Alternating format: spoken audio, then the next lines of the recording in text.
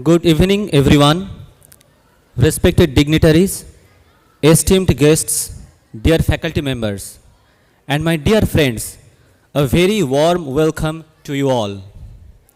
On behalf of Vivekananda Samiti, IIT Kanpur, it gives me immense pleasure to welcome you to this special evening organized as part of our flagship annual celebration, the Vivekananda Youth Leadership Conclave, or VYLC in short.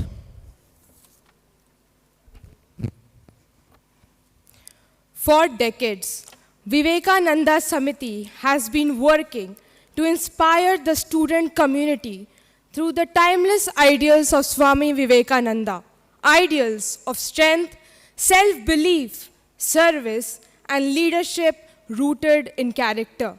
Every year, on the occasion of National Youth Day, we organize the Vivekananda Youth Leadership Conclave, a week-long series of talks, cultural programs, and reflective sessions that aim to go beyond academics, nurturing not just brilliant minds, but also strong and compassionate individuals. Beyond VYLC, the Samiti remains actively engaged throughout the year in serving both the inner and social dimensions of student life. Our regular initiatives include weekly meditation sessions for mental being, inspirational talks by monks, scholars, and professionals, health camps for community welfare, social outreach programs including our annual blanket donation drive during winters. Through these efforts, we strive to create a campus environment where students not only grow as professionals, but also as responsible and empathetic citizens. It is in this spirit of holistic development that we present today's program. We are honored to have Swami Atma Shraddha Nandaji Maharaj, Secretary of Ramakrishna Mission Ashram Kanpur, with us. Without his blessing and guidance, this program would not have been possible. Now, we would like to felicitate Maharajji. I would request Maharajji and Professor Arnab Bhattacharya to please come to the stage.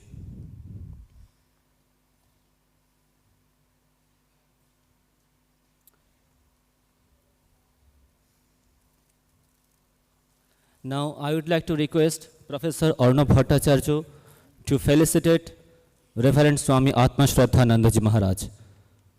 Please put your hands together again.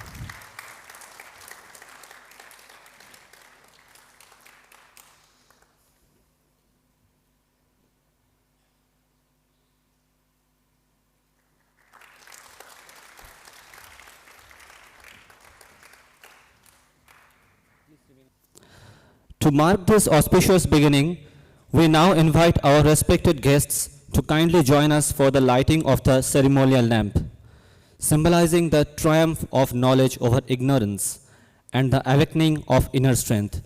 Now, I would like to invite Reverend Swami Atma Shraddha Nandaji Maharaj and respected Professor Arnab Bhattacharya and Professor Anurag Tripathi to come to the stage. And also Yoshiji, Professor Yoshiji to come to the stage. And I would like to also invite Kaushik Da, our student representative, on the stage to light the lamp.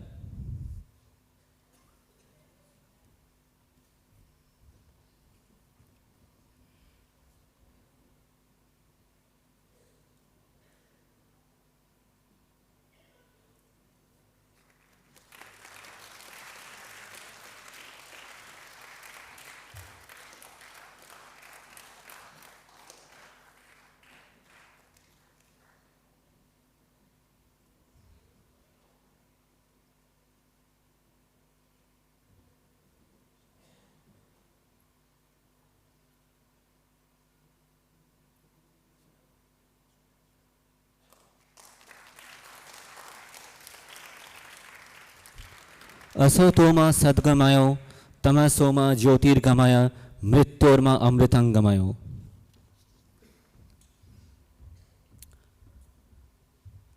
Thank you so much, Maharajji and professors. Friends, Swami Vivekananda's life was not merely journey across continents. It was a journey into the depths of courage, conviction, and compassion. His words continue to ignite young hearts even today, reminding us, arise, awake, and stop not till the goal is reached. This evening, we are privileged to witness his inspiring story through the powerful medium of theater. We are honored to present a mono act on the life of Swami Vivekananda by a truly exceptional artist, Shri Damodar Ramdasi, an acclaimed mono act performer from Maharashtra, widely known for his deeply researched, emotionally moving, and spiritually uplifting performances across the country. Through this art, he has brought to life several iconic figures, including Adi Shankaracharya, Maryada Purushottam Sri Ram, and many other great personalities from India's spiritual and cultural heritage. His performances beautifully blend devotion, drama, and deep reflection, leaving a lasting impact on the audiences of all ages. We are extremely grateful to him for being with us today and for sharing his remarkable talent with our campus community. Ladies and gentlemen, without any further delay, let us immerse ourselves in this powerful portrayal of faith, fearlessness, and inner fire. Please put your hands together for the mono act on the life of Swami Vivekananda, performed by Shri Damodar Ramdasi ji.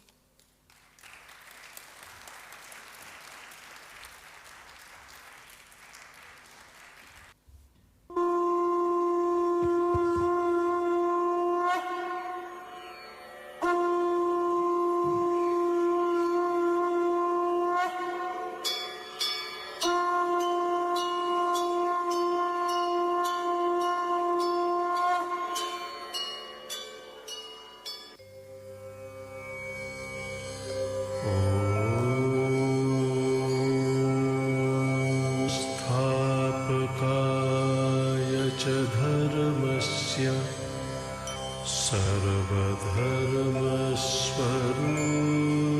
सर्वधर्मस्वरूपिणे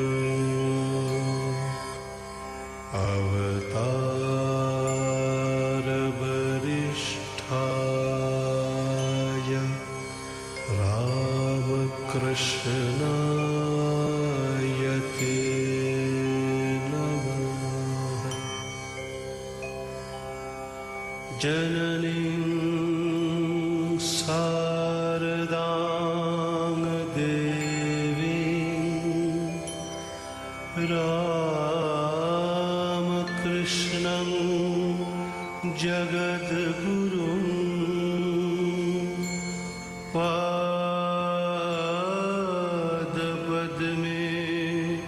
तयोः श्रित्वा प्रणमामि मुहुर्मुहुः। ॐ नमः श्रीयतिराजाय विवेकानन्द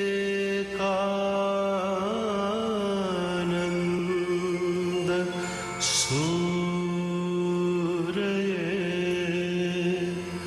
सच्चित् सुखस्वरूपाय स्वामिने तापहारिणे।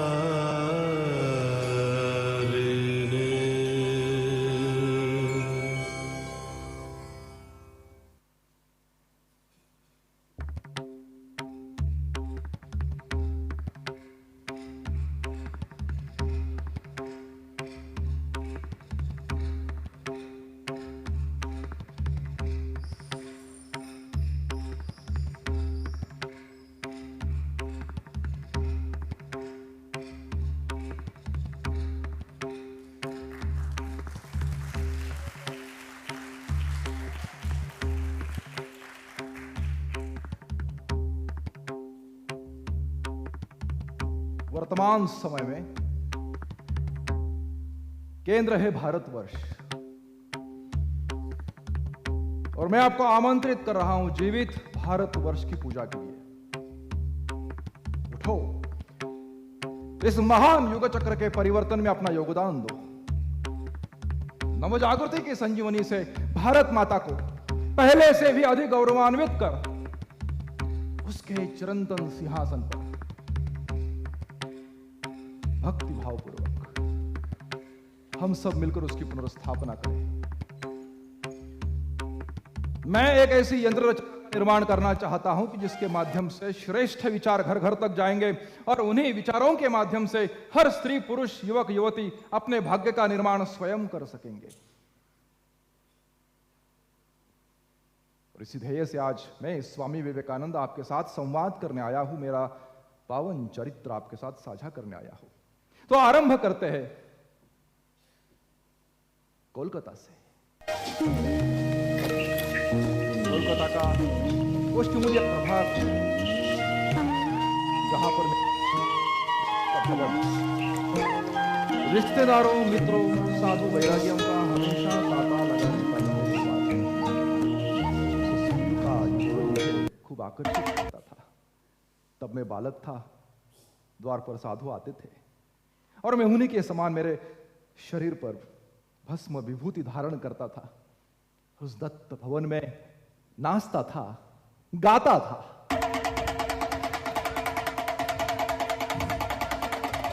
तातुया नाचे बोला,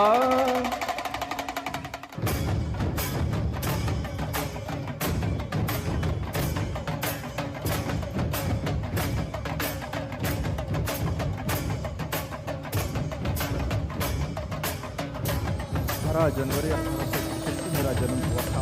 नाम रखा गया था वीरेश्वर। सब मुझे प्रेम से विलय कह के पुकारते थे। नरेंद्र नाथ या और एक नामकरण हुआ था। 5 संतानों के पश्चात मेरा जन्म हुआ था। मेरे बाद मेरी 2 महीने किरण बाला, योगेंद्र बाला, फिर महेंद्र नाथ। भूपेंद्र नाथ सबसे छोटा था। मेरे दोनों बंधु अविवाहित रहे। महेंद्र नाथ साहित्यकार हुआ तो भूपेंद्र नाथ क्रांतिकारक बना। हमारे पिताश्री विश्वनाथ दत्त प्रसिद्ध वकील थे, कोलकाता हाईकोर्ट के अटर्नी थे, खूब दान धर्म करते थे, शास्त्रीय संगीत के अच्छे जानकार थे मेरे पिताश्री। हमारी माताजी भुवनेश्वरी देवी, मातृशक्ति का आविष्कार। संसार के सारे सुखों का उन्होंने अनुभव किया था तो दुखों को सहजता पूर्वक सहन भी किया था। एक परिपक्व धारणा वाली माता हमें प्राप्त हुई। बालक को अच्छा कहो तो वो अच्छा बनता है, इसी पर मेरे माता पिता का विश्वास था। इसी कारण से उन्होंने संस्कार करते समय कभी भी नकारात्मक शब्दों का उपयोग नहीं किया था। जब मैं नवयुवक हुआ, कॉलेज में मेरा प्रवेश हुआ। रेसिडेंसी कॉलेज में वर्षभर पढ़ने के पश्चात स्कॉटिश चर्च स्कूल में मेरी अगली पढ़ाई आरंभ हुई। मेरा मुख्य विषय था दर्शन शास्त्र। पिताश्री ने मुझे सलाह दी दर्शन शास्त्र के साथ मनोविज्ञान विषय लेने के लिए। अपने विचार तर्क शुद्ध रखो, विचारों को दूसरों के सामने जरूर रखो, पर उस स्वतंत्रता का उपयोग प्रगल्भता के साथ करो। ये सलाह उन्होंने मुझे दी। घंटों तक ग्रंथालय में बैठकर मैंने विद्वान लेखकों की पुस्तकें पढ़ी थी और उन्हीं में से थे can't, Hegel, mill, Spencer, Kalidas, Shakespeare, जू लोगों का इतिहास, आर्य संस्कृति का प्रसार, वैदिक धर्म, इस्लाम, बुद्ध, क्रिश्चियन। ऐसा विषय नहीं था जो मैंने पढ़ा नहीं होगा। मैं जानता था कि दिमाग में भरी हुई ढेर सारी जानकारी यानी शिक्षा नहीं, जो चरित्र निर्माण करती हो वही तो सच्ची शिक्षा है। सिंह के समान साहस देती हो वही सच्ची शिक्षा है। अपनी इच्छा शक्ति, अपनी अभिव्यक्ति अपने बस में आना, यही सच्ची शिक्षा है। इसी शिक्षा में ले रहा था। मुझमें एक चिंतनशील व्यक्तित्व जन्म ले रहा था। कॉलेज में मेरा पसंदीदा हीरो था नेपोलियन बोनापार्ट। एक शूर सेनानी था वो। असंभव ये शब्द उसके शब्दकोश में नहीं था। जबरदस्त महत्वाकांक्षा और आत्मविश्वास। आत्मविश्वास का आरंभ तो मनुष्य के शरीर से होता है। तो मैं गोपाल मित्र के व्यायामशाला में जाता था, दंड बैठक लगाता था, अपने पहलवान मित्रों के साथ कुश्ती लड़ाता था। अपने आप के लिए एक आत्मसम्मान की भावना थी हृदय में। चलता था, तेजी से चलता था। तेजी से चलने से विश्वास बढ़ता है। कार्यों में बदलाव करने से मानसिक स्थितियां बदलती है। आत्मविश्वास पूर्ण कार्यों से भय का नाश होता है। आपका वेद, वेदांत और दर्शन शास्त्र सबका सार किसी एक शब्द में समाया हुआ है, तो वह शब्द है सामर्थ्य। मैंने मेरे जीवन में सामर्थ्य एक ही संकल्पना का प्रचार किया था। अज्ञान की राशि पर अणुबम के समान आघात करने वाला उपनिषदों में अगर कोई शब्द है तो वह है अभी ही, अभी ही। निर्भय बनो, निर्भय बनो।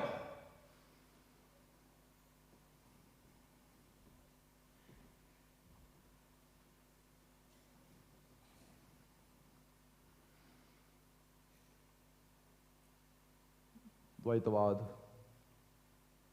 विशिष्टाद्वैतवाद, शंकराचार्य का नाम सारे विचारों में मेरे मस्तिष्क में ईश्वर दर्शन की तीव्र आस मेरे हृदय में।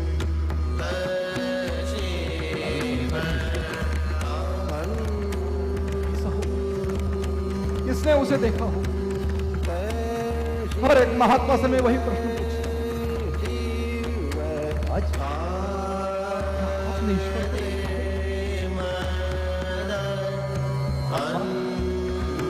क्या आपने किया है ईश्वर का दर्शन?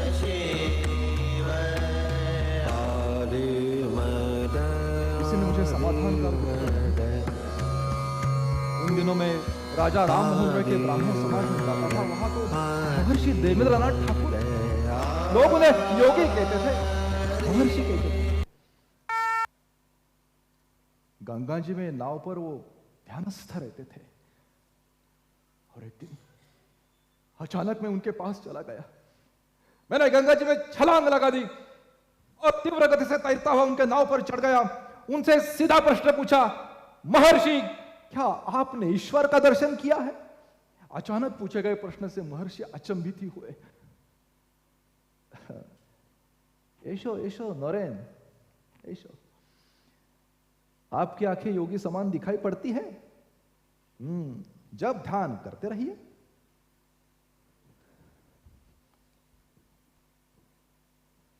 मेरे प्रश्न का वे समाधानकारक उत्तर नहीं दे पाए। मुझे स्मरण है कि उस दिन हमारे कॉलेज में अंग्रेजी विषय पढ़ाने वाले हमारे प्रोफेसर अनुपस्थित थे, इसलिए वो विषय हमारे प्राचार्य हेस्टी ने लिया था और उन्होंने उस दिन हमें एक कविता पढ़ाई थी। कविता का शीर्षक था दी एक्सकर्शन और कवि था वर्ड्सवर्थ। उस कविता में कवि कहता है कि कोई संवेदनशील व्यक्ति सौंदर्य का अनुभव कर रहा हूं तो उसे भाव समाधि की स्थिति प्राप्त हो सकती है। अब हम विद्यार्थी थे और हमें पता नहीं था कि ये समाधि, ये भाव स्थिति, ईश्वर दर्शन, ये क्या होता है। प्राचार्य हेस्टी ने उस दिन हमें कहा था, माय डियर स्टूडेंट्स, मैंने ऐसे एक संत को देखा है कि जिन्होंने ईश्वर के दर्शन किए हैं। दक्षिणेश्वर के ठाकुर रामकृष्ण परमहंस, चाहिए उनके पास, देखिए उन्हें मिलिए, फिर आपको पता चलेगा मैं क्या कह रहा हूं।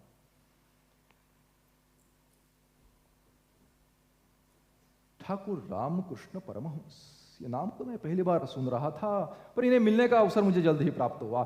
मेरे घर के पास, मेरे मित्र के घर, सुरेंद्रनाथ के घर ठाकुर जी और उनके सारे भक्त लोग आने वाले थे और मुझे वहां पर तो निमंत्रण था भजन गाने के लिए। तो मैं गया सुरेंद्रनाथ के घर। सुरेंद्रनाथ के घर गया तो मैंने देखा कि सारा कमरा भक्त लोगों से खचाखच भरा हुआ है। तबला था, तंबूरा था, और अच्छा, ठाकुर रामकृष्ण परमहंस बहुत ही साधारण व्यक्ति थे। चेहरे पर सफेद पड़ती दाढ़ी और किसी शून्य में लगाई टकटकी खोई हुई नजर। मेरे तो मन में संदेह था। मैंने वहां पर भजन गाया। भजन समाप्त होते ठाकुर जी ने मुझे पास बुलाया, मेरा हाथ हाथों में लिया, कुछ शारीरिक लक्षण देखे और मुझे दक्षिणेश्वर आने के लिए बहुत आग्रह किया। हाँ महाराज, आपके दर्शन के लिए मैं दक्षिणेश्वर आऊंगा। मैंने भी वचन दिया। मैं विचार कर रहा था कि आज तक इतने साधु महात्माओं से मैंने वही प्रश्न पूछा है, चलो वही प्रश्न मैं इन्हें भी पूछ लेता हूं, कदाचित कोई अलग उत्तर होगा। फिर मैं गया था उन्हें मिलने के लिए दक्षिणेश्वर।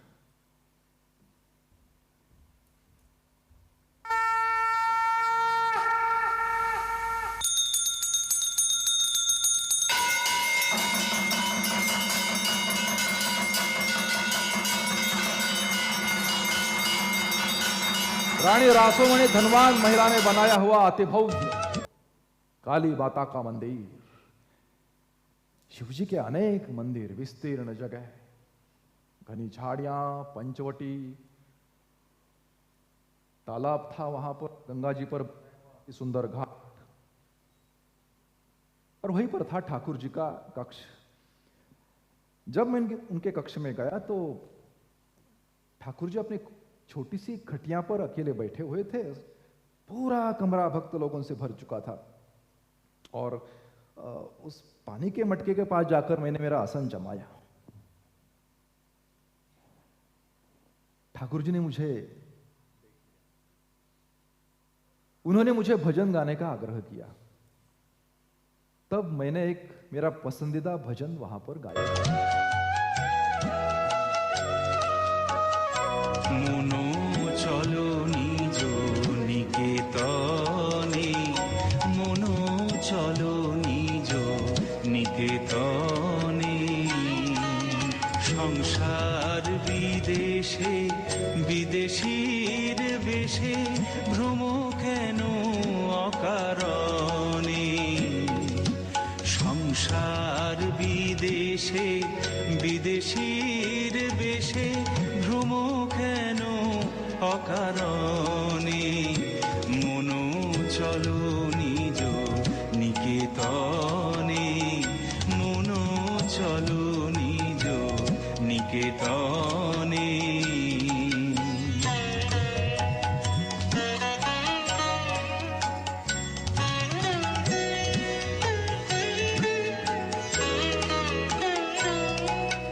বিষয় পঞ্চক আর ভূতগণ সব তোর পর, কেহ নয় আপন। বিষয় পঞ্চক আর ভূতগণ সব তোর পর, কেহ নয় আপন। পর প্রেমে কেন হয়ে অচেতন, ভুলিছ আপন জনে, মনো চলো নিজ নিকেতনে, মনো চলো নিজ নিকেতনে। मेरे मन,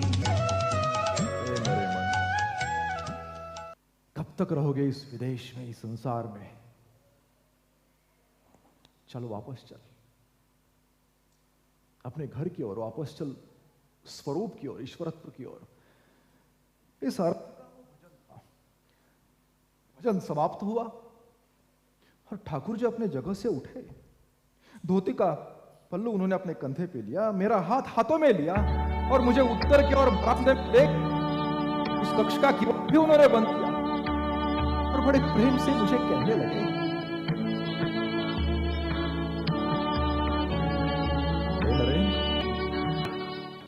इतनी देर से आया रे तू? कितना निष्ठुर है, कितनी प्रतीक्षा कर रहा है।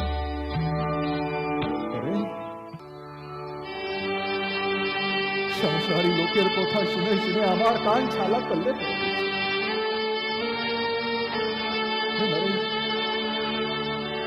जानता है नारायण का अवतार जो प्राचीन नर ऋषि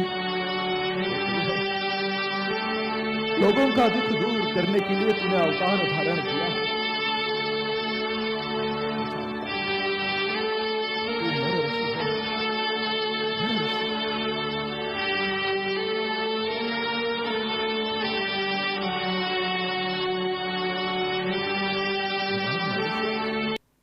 लोगों का दुख मैं दूंगा? क्या बात कर रहे हैं आप? ये तो कॉलेज में जाने वाला एक साधारण नरेंद्रनाथ दत्त मेरा नाम है, पिताश्री का नाम विश्वनाथ दत्त है। ये क्या बात कर रहे हैं? पर मैंने उन्हें बोलने दिया। बारीकी से उनका निरीक्षण करने लगा था मैं। तब वो कुछ मिठाइयां लाए और अपने हाथों से मुझे खिलाने लगे। हाँ हाँ महाराज जी, मैं खाता हूं। और उस क्षण वही प्रश्न मैंने उनसे पूछा, महाराज महाराज क्या मैं आपसे एक प्रश्न पूछ सकता हूं? क्या आपने ईश्वर को देखा है? यह प्रश्न सुनकर तो उन्हें बहुत आनंद हुआ, बहुत आनंद हुआ। मुझसे कहने लगे, हाँ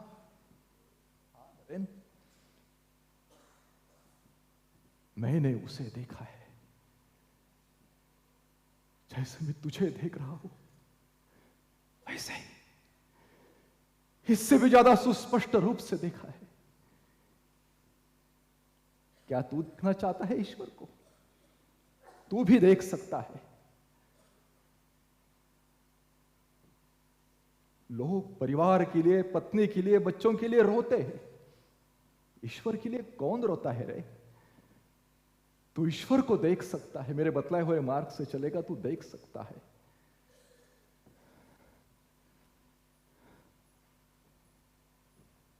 मैंने ईश्वर को देखा है।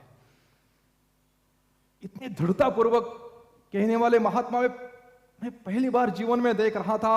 और क्या देख सकता हूं? लोहा चुंबक की ओर आकर्षित होता है, वैसे मैं उनकी ओर आकर्षित होता चला गया। उन्हें मिलने के लिए मैं बार बार जाता था दक्षिणेश्वर। दिन भी गया था।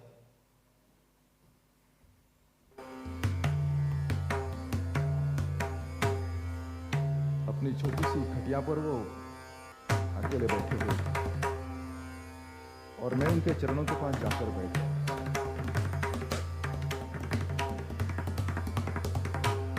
मैं उन्हें देख रहा था, पर मैंने देखा कि किसी तीव्र भाव ने उन्हें जकड़ लिया है।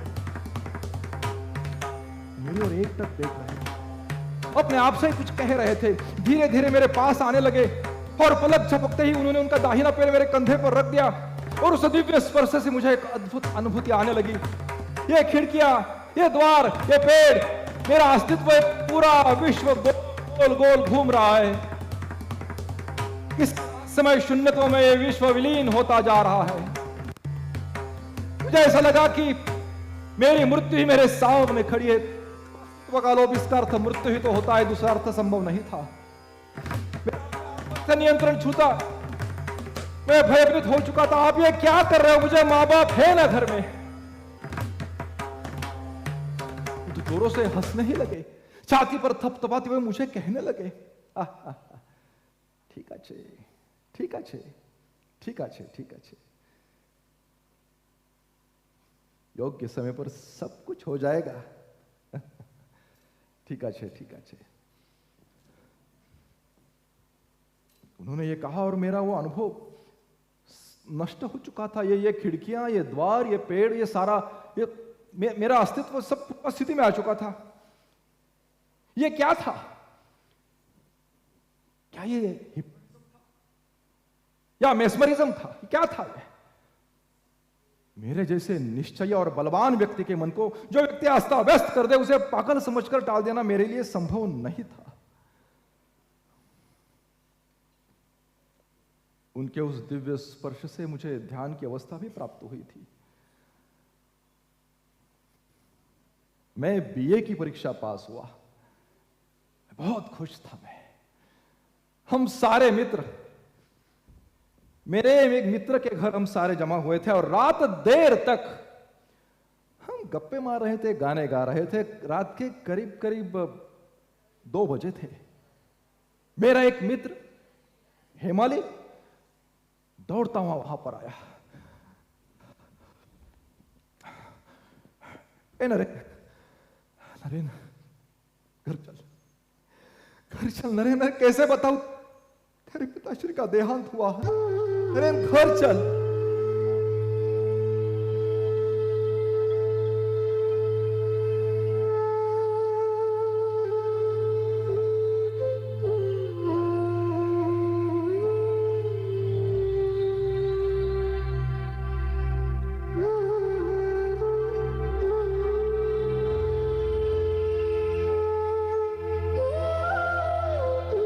पिताश्री चलने से मेरा पूरा जीवन ही बदल गया। पिताश्री ने धन तो खूब कमाया था, भविष्य का नियोजन नहीं किया। उनके विचार थे कि माता पिता की बनी बनाई संपत्ति अगर भैंसों बच्चों के हाथ ऐसे ही लग जाती है तो उनके पुरुषार्थ धन कमाने की जो क्षमता है वो कम हो जाती है। रिश्तेदारों ने मकान पर कब्जा कर लिया, हम घर से बेघर हो गए। नानी के घर रहने के लिए गए थे हम, और रोज शाम को मेरी मां को, मेरे बंधुओं को भूखा सूता हुआ मैं देख रहा था। मेरे मित्र को कहता कि मैंने घर में भोजन किया है, और मां को कहता मित्र के घर भोजन किया है। हाथों में नौकरी की अर्जी लेकर एक कार्यालय से दूसरे कार्यालय तक मैं जाता था। और उस दिन खड़े धूप में, नंगे पेट, नंगे पांव, हाथों में नौकरी की अर्जी लेकर मैं एक कार्यालय से दूसरे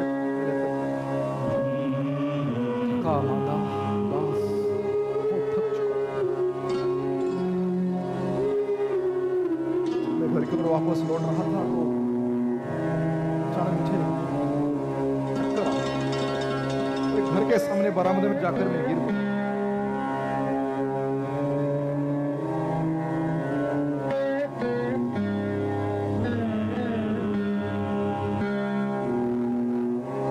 बहुत देर तक मैं उसी स्थिति में था।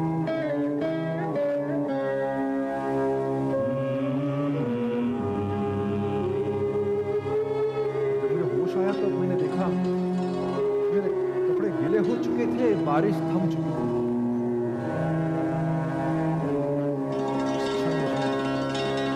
उत्साहित लगने लगा।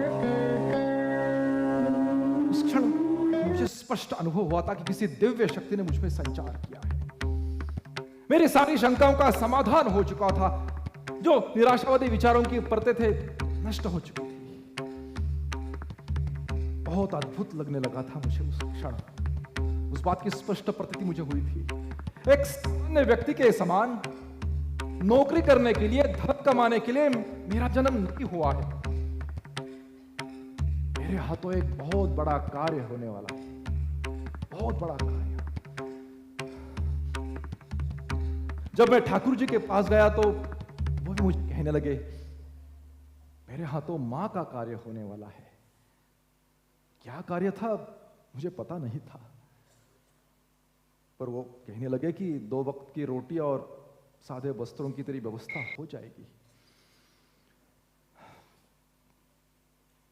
कायदे कानून का भी मैं अभ्यास कर रहा था, एक वकील के यहाँ नौकरी कर रहा था, कुछ संगीत कुछ भाषांतर कर रहा था, पर ये सदा के लिए नहीं था। ऐसा कमाना भी बहुत आवश्यक था परिवार के लिए। क्या करो, क्या मार्ग होगा?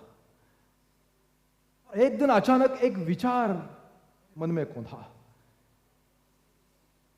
ठाकुर जी मां के साथ संवाद करते हैं, तो क्या वो मेरी ओर से मां को प्रार्थना नहीं कर सकते?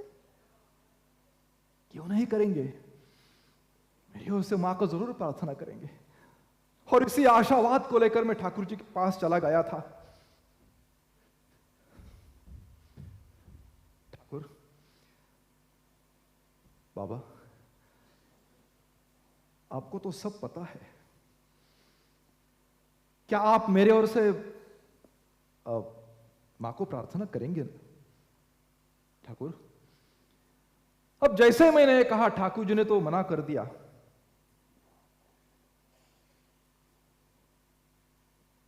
ए नरेन, तू क्यों नहीं करता प्रार्थना?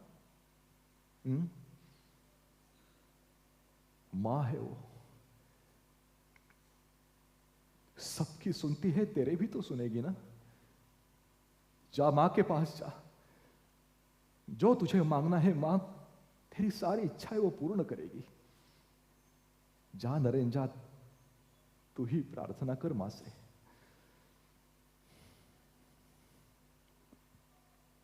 ठीक है। और उस दिन मंगलवार था, मंदिर में भीड़ थी। रात होने की मैंने प्रतीक्षा की, रात के करीब 9 बजे था। मुझे मंदिर खोला। पैसा ये सब चाहिए, ऐसा कमाना बहुत कष्ट है। इन्हीं विचारों में मैं मंदिर की ओर बढ़ा और मैंने गर्भगृह में प्रवेश किया। मां के सामने गया और मेरे सामने एक अद्भुत दृश्य देखा। मैंने देखा कि वो भवतारिणी जगत जननी मां मेरे सामने प्रकट हो गई। हे मां,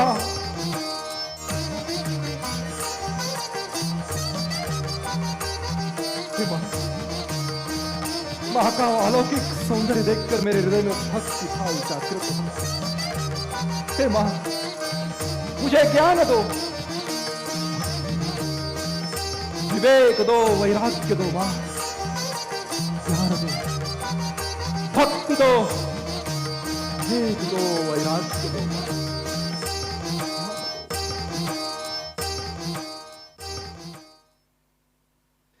उसी मंत्रमुग्ध स्थिति में मैं ठाकुर जी के पास गया।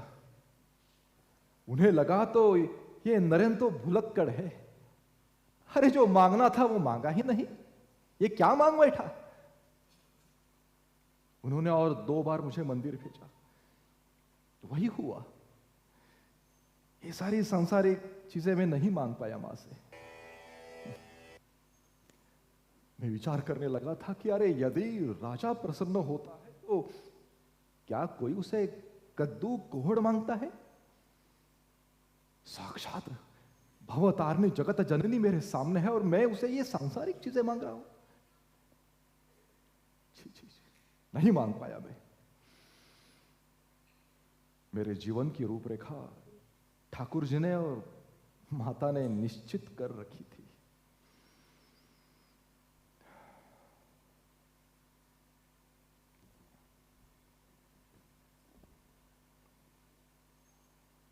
दुर्भाग्यवश ठाकुर जी को गले का कैंसर हुआ था। उनके पास बहुत कम समय था और मुझे आध्यात्म की वो सर्वोच्च स्थिति चाहिए थी। निर्विकल्प समाधि, ज्ञान का साक्षात्कार चाहिए था और दिन रात ठाकुर जी के चरणों में प्रार्थना करता था उसी के लिए। और मैंने निर्णय ले लिया, अपने आप को सदगुरु के चरणों में मैंने समर्पित कर दिया। उन्हीं के मार्गदर्शन में दक्षिणेश्वर के उस पंचवटी में रात रात धूनी जलाकर मैं ध्यान की स्थिति में मग्न होता था।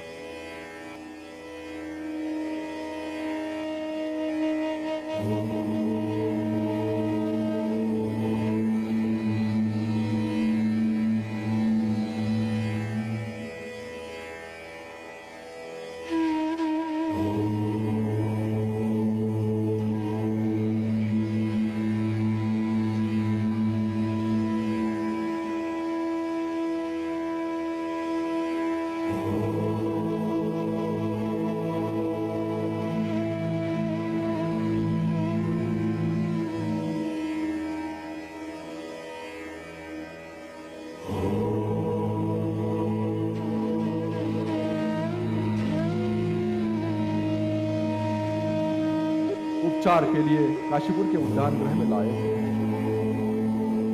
भी मुझे ज्ञान का साक्षात्कार हुआ, लेकिन सद्गुरु के कारण निर्विकल्प समाधि का लाभ मुझे मिला। ये सब मेरे गुरुदेव की कृपा थी। हे मेरे सद्गुरु, आपके कारण मुझे यह स्थिति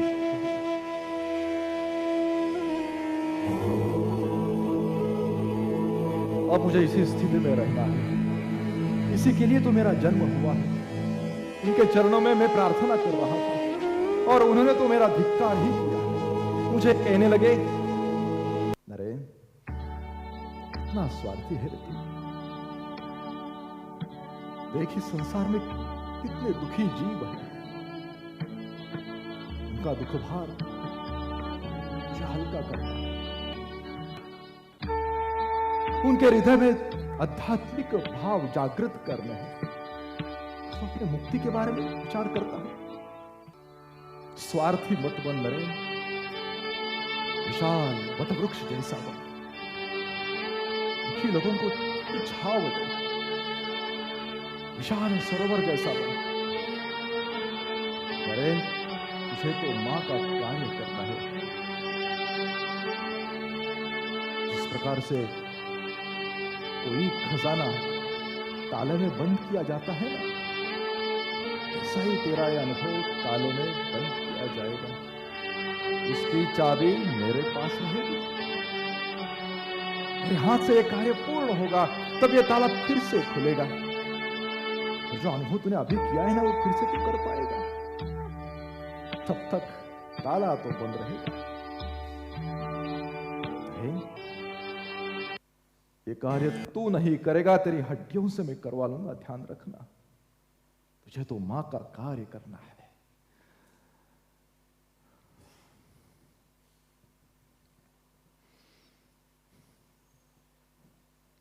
ठाकुर जी के सामने में कौन था? मैं तो उनका एक दास था। वो मेरे स्वामी थे। मैं केवल एक यंत्र हूं, वही तो यंत्री है। देह त्याग करने के पहले 2 या 3 दिन पहले की बात होगी।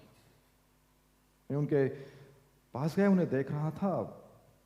वो निद्रा में थे, बोल नहीं पा रहे थे। उस क्षण मेरे मन में विचार आया कि क्या इसी क्षण वो कह सकता है कि ये ईश्वर क्या अवतार है?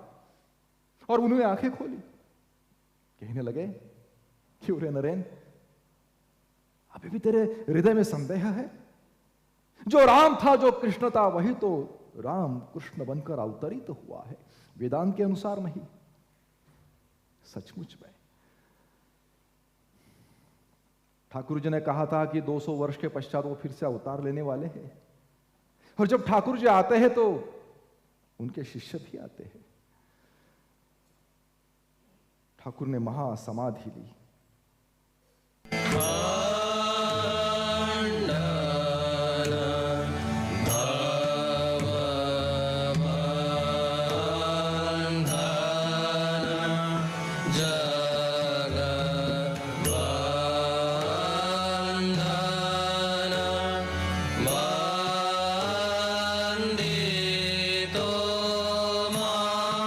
दिसंबर 1888। और उस दिन हम कलकत्ता के पास आट नाम के गांव में सारे गुरु बंधु वहां पर हम आए हुए थे। अपने अग्नि प्रज्वलित था और आकाश में नक्षत्र था। अग्नि के चारों ओर हम बैठे हुए थे और हमने सन्यासी होने का संकल्प किया। हंस परमहंस सोहम, हंस सोहम हंसः,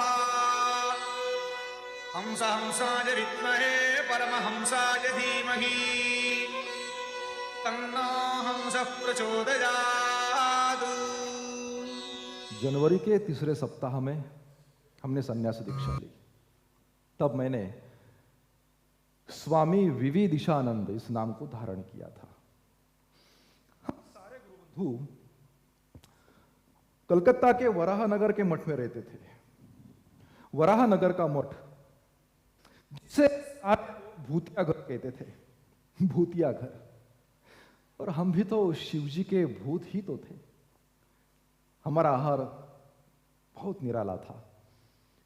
वो नमक मिला हुआ अधपका भात, कुंदरू की पत्तियां उबालकर हम खाते थे और दिन रात ध्यान और समाधि में मग्न रहते थे। क्या वो दिन थे। पर मेरे मन में विचार आने लगे कि मेरे सदगुरु के विचार विश्व के उत्थान के लिए है। हम उन्हें अमल में ला सकते हैं, दूसरों को सिखा सकते हैं, और उन विचारों का प्रचार करना ही तो मेरे जीवन का लक्ष्य है, मेरा मिशन है। मैंने वराहनगर का मठ त्याग दिया। अब मैं एक मुक्त सन्यासी था, परिव्राजक सन्यासी। प्रारंभिक समय में मुझे अपेक्षानुसार सफलता प्राप्त नहीं हुई। संघर्ष, संघर्ष और केवल संघर्ष, ये संघर्ष शब्द मेरा मूल मंत्र बन चुका था। 3-4 दिनों तक मुझे रोटी नहीं मिलती थी, और किसी गरीब के घर से मिलती तो इतनी सख्त होती थी कि उसे खाते समय मुझे रक्त आता था, तो मुझे पानी में भिगोकर उसे खाना पड़ता था। और कभी मूर्छित होकर मैं गिर पड़ता, अपने आप से कहता, ए नरेन, तू कौन है? तत्वमसि। अरे तू ही तो वह ब्रह्म तत्व है, स्वरूप है। यह सृष्टि तुझे विनाश नहीं कर सकती तेरा। उठ, आगे बढ़ो नरेन, आगे बढ़ो। सृष्टि तेरी गुलाम है। मैं अपने आप से संवाद करता, आत्मविश्वास देता, और आत्मविश्वास को बढ़ाने वाली घटना घटित हुई काशी क्षेत्र में। दुर्गा देवी के मंदिर से वापस लौट रहा था। एक तरफ गहन तालाब था, दूसरी ओर ऊंची दीवार थी। उस संकरे रास्ते से मैं जा ही रहा था, तभी मेरे पीछे बंदरों का एक झुंड पड़ा। बंदर पीछे पीछे आने लगे। हट, भाग जाओ, मेरे पास कुछ नहीं देने के लिए। जाओ जाओ जाओ यहां से। मैं भाग रहा था, बंदर मेरे पीछे पीछे आने, मैं मेरी जान बचाने के लिए भाग रहा था, बंदर पीछे पीछे आने लगे। जाओ जाओ, मेरे पास कुछ नहीं है, जाओ। और ये सारा खेल दूर से जाने वाले सन्यासी ने देखा। भाई तनिक रुक जाओ भाई। अच्छा तो महाराज रुक जाओ, काशी की मरकट लीला है, डरो मत, डट कर मुकाबला करो। हाँ महाराज, हाँ। और तब मैंने आक्रामक रूप धारण किया। बंदर पर टूट पड़ा, हल्ला बोल दिया। मेरा आक्रामक रूप देख कर बंदर भाग जाओ यहां से, भाग जाओ। बंदर भागकर भाग गए, शिखर पर, कोई उस दीवार पर, कोई उस पेड़ पर। मेरा आक्रामक रूप देखकर ये बंदर भाग गए। प्रकार का ज्ञान और भय, इनसे हमें स्वयं संघर्ष करना होगा, तभी तो हम हमारी स्वतंत्रता की रक्षा कर पाएंगे। Infinite strength is a religion and God. Avoid weakness and slavery. दुर्बलता ही मृत्यु है, और हमारा सामर्थ्य ही सच्चा जीवन है। मैं यानी भय को भी भयभीत करने वाला हूं। हमारे भगवे वस्त्र रणक्षेत्र पर देह अर्पण करने वालों का वेश है। इस काशी क्षेत्र को अब मैं छोड़कर जा रहा हूं, तभी वापस लौटूंगा जब इस विश्व पर अणुबम के समान टूट पड़ूंगा, और ये विश्व भी एक कुत्ते के समान मेरे पीछे पीछे आएगा।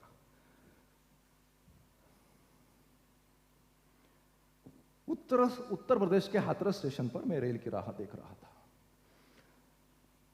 और तो भी मुझे मेरा पहला शिष्य, पहला कार्यकर्ता मुझे प्राप्त हुआ। शरद चंद्र गुप्त उसका नाम था, जो आगे जाकर स्वामी सदानंद हुआ। उन दिनों उसका वैराग्य बढ़ चुका था। उसने नौकरी का त्याग किया और मेरे पीछे आया। हम दोनों हिमालय की यात्रा पर गए। तो ऑफिसर था बाबू मोशा, बीमार पड़ा। हम वापस आए कलकत्ता। मेरे गुरु बंधुओं के स्वाधीन मैंने उसे किया, और फिर से 1 वर्ष के पश्चात मेरे अकेले की यात्रा मैंने प्रारंभ की। मैं तो एक घुमक्कड़ सन्यासी था, स्वतंत्र सन्यासी। राजस्थान आ गया।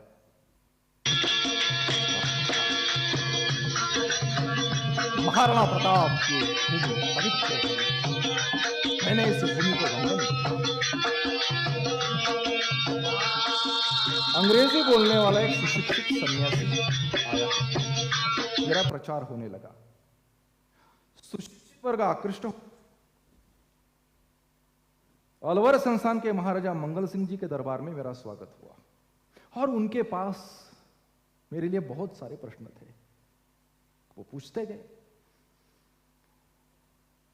स्वामी जी, मैंने सुना है कि आप पढ़े लिखे हैं और अच्छी खासी अंग्रेजी बोलते हैं।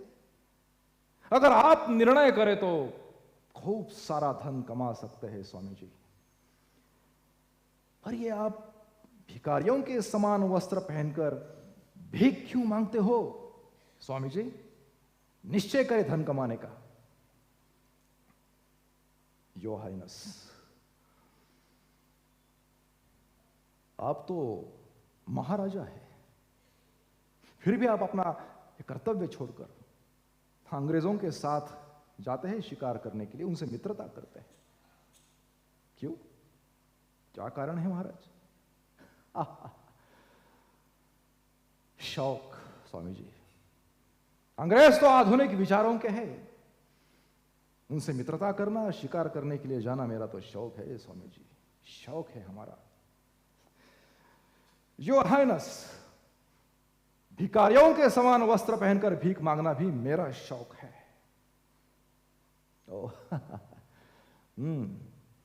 स्वामी जी, मूर्ति पूजा के विषय में आपके विचार क्या है? कभी कभी तो मुझे लगता है कि यह सब पोंगा पंडितों का खेल है। आपके विचार क्या है?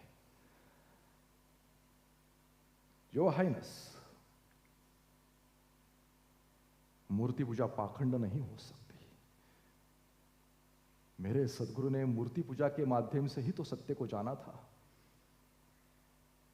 साकार से निराकार की ये यात्रा है और हर एक की अपनी अपनी भावधारा होती है। दीवान साहब, ये तस्वीर जो है दीवार पर, बड़े महाराज जी की तस्वीर है। अच्छा, कृपया इस तस्वीर को जरा उतार कर यहां पर रखिए। हाँ, रखिए। अब आप सब लोग मिलकर इस तस्वीर पर थूकिए, एक दूसरे का मुंह क्या ताक रहे हैं दीवान साहब?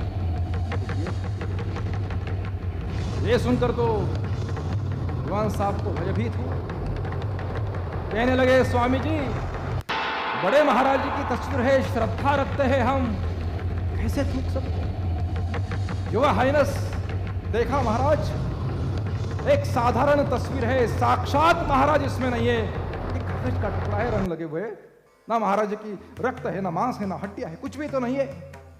फिर भी ये लोग श्रद्धा रखते इसमें थूक नहीं रहे। उसी प्रकार से कोई मूर्ति साक्षात ईश्वर नहीं होती, पर ईश्वर की मूर्ति होने के कारण भक्त उसकी पूजा करता है। और पूजा करने वाला कोई भक्त ऐसा तो नहीं कहता कि हे धातु, हे पाषाण, नहीं भोग लगा रहा हूं, कृपा कर मुझ पर। महाराज, हर एक अपनी अपनी भावधारा होती है, मूर्त से अमूर्त तक की यात्रा है। स्वामी जी, फिर आगे मेरी सद्गति क्या होगी? क्या होगी? योर हाइनेस, परमेश्वर दयालु है, आप प्रार्थना करते रहिए, वो आप विदेशी विचारों के संपर्क में आकर अपनी संस्कृति और अपने धर्मों को नकारने वाले ऐसे बहुत सारे मित्र मुझे मिल रहे थे, वहां पर उनका परिचय हुआ। मेरी यात्रा आगे बढ़ी, मैं खेतड़ी संस्थान आया, वहां के महाराजा अजित सिंह जी से मेरा परिचय हुआ, मित्रता हुई, उन्होंने मुझसे दीक्षा भी प्राप्त की। अब मैं राजगुरु बन चुका था। वही खेतड़ी में पाणिनि व्याकरण का मेरा अच्छा अध्ययन भी हुआ। मैं एक गांव चला गया था। अब एक सुशिक्षित न्यासी आया हुआ है, तो लोग मेरे साथ संवाद करने के लिए आने लगे। लगातार 3 दिनों तक मैं उनके साथ वार्तालाप कर रहा था, पर किसी एक भी सज्जन ने क्या मैंने भोजन किया है या पानी पिया है सब भूल चुके थे, मैं भी भूल चुका था। पर उस भीड़ में एक बहुत ही गरीब व्यक्ति था, मेरे पास आया, कहने लगा, स्वामी जी, एक निवाला तक आपने नहीं खाया है, मैं अनाज लाकर देता हूं, रोटी बनाकर खाइए। हे मेरे बंधु, मैं तो एक सन्यासी हूं, अग्नि को स्पर्श नहीं कर सकता, तू रोटी बना कर ला, तेरी हाथ की रोटी मैं खाऊंगा।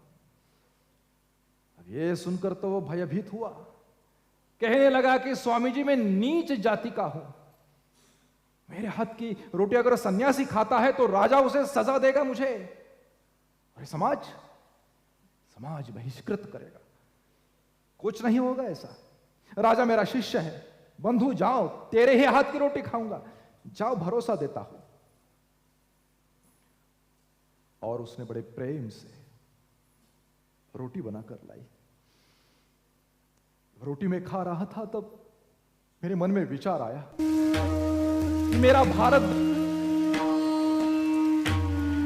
अब है तो इस गरीब के हृदय में। महाराजा सिंह को जब इस बात का पता चला तो उन्होंने उसका सत्कार किया, और इस घटना के पश्चात मेरे मन में विचार आया कि ये जातिवाद, ये ऊंच नीच कहां से आया? भगवान श्री कृष्ण चातुर्वर्ण्यम मया सृष्टम गुण कर्म विभाग, मनुष्य के गुणों को देखते हैं। स्वाभाविक समाज के 4 विभाग होते हैं,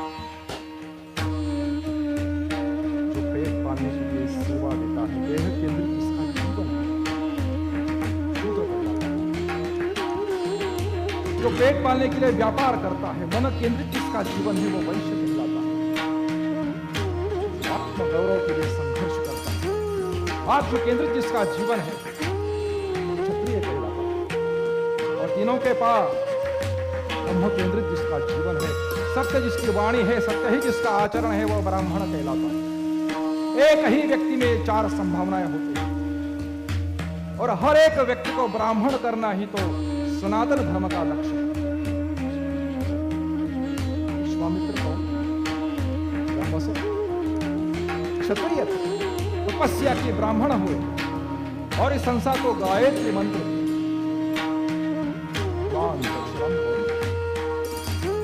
जन्म से ब्राह्मण, उन्होंने दुष्टों का संहार किया, क्षत्रिय। भगवान श्री कृष्ण और भगवान बुद्ध ने ज्ञान के किवाड़ सबके लिए खोल दिए। और इस जातिवाद से होता क्या है? जातिवाद से होता है धर्मांतरण। पर धर्मांतरण करने वाले और उनके दास उनके कानों में जाकर चिल्लाओ, भारत का धर्म अभी तक मरा नहीं है। हमारे इस विश्व में आज भी बुद्धा शिव शंकर नंदी पर बैठा हुआ है। हमारा भगवान श्री कृष्ण आज भी बांसुरी बजा रहा है, और हमारी काली माता आज भी बलि ले रही है। ये सदियों से होता आ रहा है और आगे भी होता रहेगा। आज इस अवसर पर हम सब प्रतिज्ञाबद्ध होते हैं कि इस जातिवाद को उखाड़कर हम फेंक, हम सब एक हिंदू, ये हम आज प्रतिज्ञा। मेरी यात्रा आगे बढ़ी, मैं गुजरात में आया था।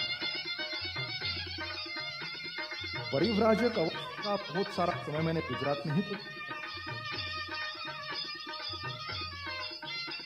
ब्रह्मणी संस्थान के ठाकुर जसवंत सिंह मुझसे कहने लगे, स्वामी, हमारे देश का जो वेदांत शास्त्र है आपको विदेश में जाकर वहां के लोगों को बताना चाहिए। अगर वो लोग उसका स्वीकार करेंगे तभी आपको हमारे देश में स्वीकृति मिलेगी। पोरबंदर के राज्य प्रशासक शंकर पांडुरंग पंडित जी यही बात मुझसे कहने लगे थे। अमेरिका में सर्वधर्म सम्मेलन होने वाला है, मुझे जाना चाहिए। उन दिनों वे वेदों का भाषांतरण कर रहे थे, तो मैंने कुछ वेदों का अभ्यास किया और फ्रेंच भाषा का भी कुछ अभ्यास मैंने किया था वहां पर। सोमनाथ, द्वारका, गिरनार ऐसे तीर्थ क्षेत्रों का मैंने दर्शन किया। और यात्रा आगे बढ़ी। अब मैं महाराष्ट्र आ चुका था। छत्रपति शिवाजी महाराज के पावन भूमि, संतों की भूमि, मैंने इस भूमि को वंदन किया। मुंबई से उस रेल की यात्रा में मेरा परिचय महापुरुष के साथ हुआ। मेरे सामने आसन पर बैठे थे और उनके लिए उस प्लेटफॉर्म पर बहुत बड़ी भीड़ जमा हुई थी। स्वराज, यही मेरा जन्मसिद्ध अधिकार है और उसे मैं प्राप्त कर ही लूंगा, उनकी प्रतिज्ञा थी। लोकमान्य तिलक उनका नाम था। पुणे में उनके घर विंचुरकर वाड़ा में 8-10 दिनों तक मैं रुका। आगे बढ़ा। कोल्हापुर में छत्रपति सरकार थी, महारानी साहिबा, उनको गेरवा वस्त्र आशीर्वाद के तौर पर मैंने दिया। बेलगांव आया, वहां एक वन अधिकारी थे, हरिपद मित्र, उन्होंने मुझसे दीक्षा प्राप्त की। श्रीमान भाटे जी थे, उनके घर में मैं रुका था। 10-12 दिनों तक मैं बेलगांव में था। फिर आगे गया मडगांव में, वहां पर सुब्राय नायक जी थे, उनके घर था मैं, और वहां राशिल सेमिनरी थी। तो लगातार 3 दिनों तक मैंने वहां क्रिश्चियन दर्शन शास्त्र का अध्ययन किया। आगे बढ़ा, बेंगलोर आया, मैसूर आया। मैसूर में महाराजा चामराजेंद्र वड़ियार जी से मेरा परिचय हुआ। फिर तिरुवनंतपुरम, केरला से होता हुआ कन्याकुमारी, कन्याकुमारी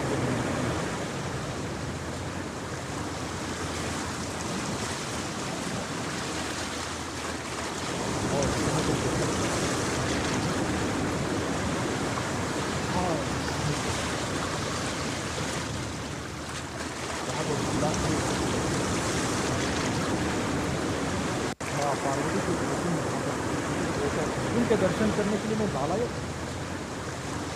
तट पर नौकाएं थी, पर उन्हें देने के लिए मेरे पास पैसा नहीं। मेरी इच्छा, भगवान को मेरी नसों में बहने वाला क्षत्रिय का हिंदुस्तान था। शार्क मछलियों का भय था, ऊंची लहरें थी। मैंने छलांग लगा दिया और तीव्र गति से तैरता हुआ उसे शिलक पर आ पड़ा।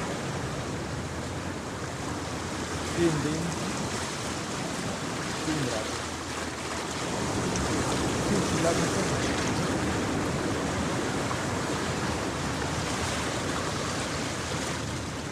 मैंने वहां पर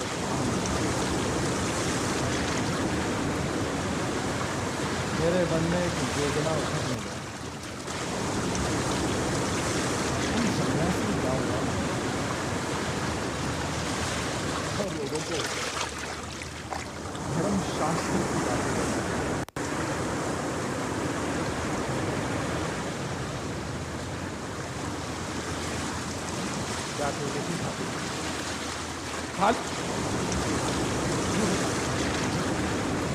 हम सन्यासियों को गांव-गांव जाना चाहिए।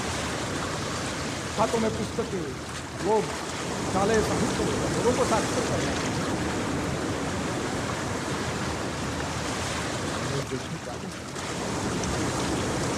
एक तरफ ऊंचे ऊंचे महल है, विलासिता पूर्ण जीवन है, हवेलियां है। दूसरी ओर गरीबों की टूटी फूटी झुग्गी झोपड़ियां, अशुद्ध जीवन जी रहे, जानवर से भी बदतर जीवन जी रहे। सब बदलना होगा। हमारे हर एक कार्य में स्वाभिमान कैसे जागृत होगा, ईश्वरत्व का आविष्कार कैसे होगा, इसका मार्ग दिखाना ही तो मेरा मिशन है। My ideal is to preach unto mankind their divinity, how to make it manifest in every moment of life. Bharat का पुनरुत्थान होगा, शारीरिक शक्ति से नहीं वरन आत्मा शक्ति द्वारा होगा। मैं एक ऐसे धर्म का प्रचार करना चाहता हूं जिसके माध्यम से श्रेष्ठ विचार घर घर तक जाएंगे। में मनुष्य का निर्माण होगा और एक एक मनुष्य का निर्माण करने के लिए मुझे लाख जन्म भी लेने पड़ेंगे। मेरी तैयारी। हे भारत भक्ति, हे मां, तुम्हारे उस महाभयंकर सिंह पर बैठकर आ जाओ मां। हे मां, आने दो तुम्हारे उस भगवान शंकर को तांडव नृत्य करते हुए। हे मां, हे भारत भवानी मुझे आशीर्वाद दो।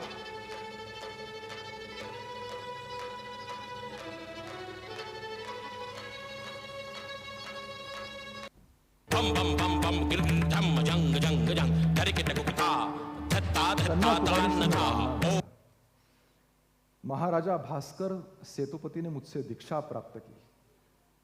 अब मैं मद्रास प्रांत आ चुका था। मुझे वहां पर एक अच्छा कार्यकर्ता शिष्य प्राप्त हुआ। उसका नाम था आला सिंह पेरुमल। मैं उसे अचिंगा कहता था।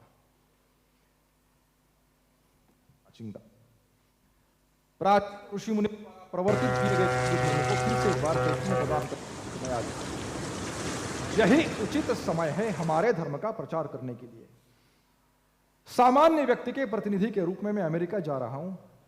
तो सामान्य व्यक्ति से धन जमा करो, आगे बढ़ो अचिंगा।